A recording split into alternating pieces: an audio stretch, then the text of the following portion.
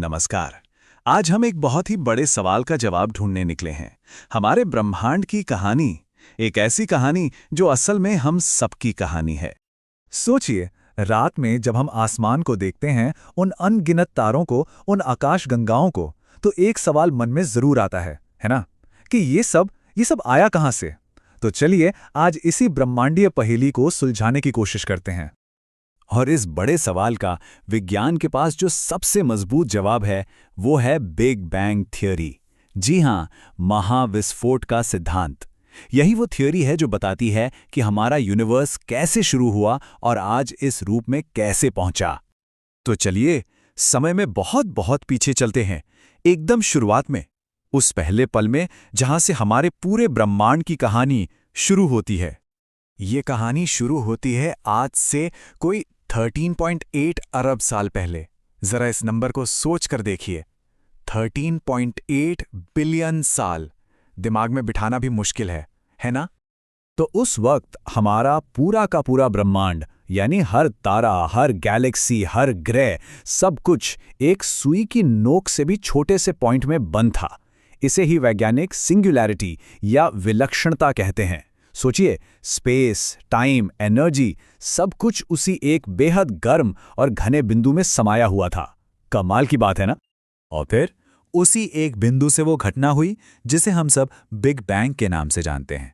पर ये बैंग असल में था क्या? कोई धमाका नहीं। और यही सबसे जरूरी बात है समझने वाली। ये स्पेस में हुआ कोई बम जैसा धमाका नहीं था, बल्कि ये तो खुद स्पेस का ही विस्तार था। मतलब स्पेस खुद ही तेजी से फैलना शुरू हो गया था, हर दिशा में। तो इस तेज फैलाव के बाद क्या हुआ?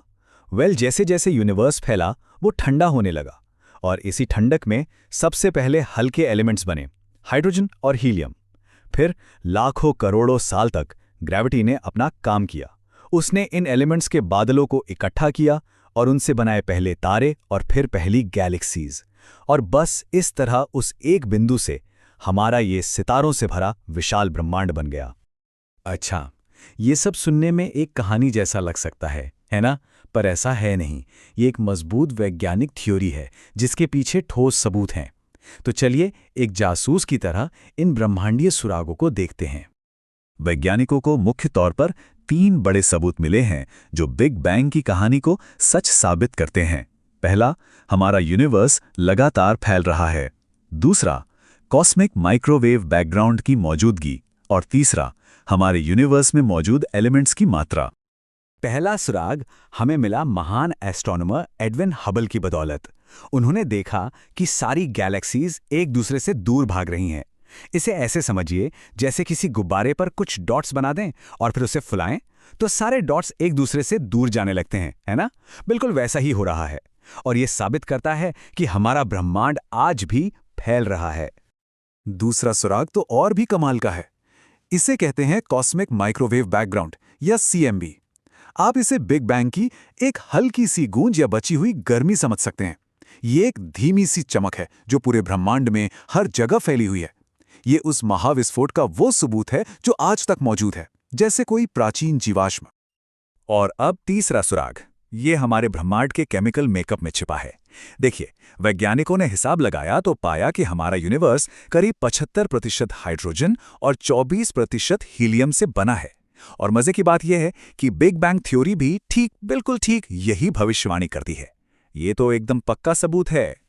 तो ये तीनों मजबूत सबूत, जब हम इन सभी सुरागों को एक साथ जोड़ते हैं तो तस्वीर बिल्कुल साफ हो जाती है।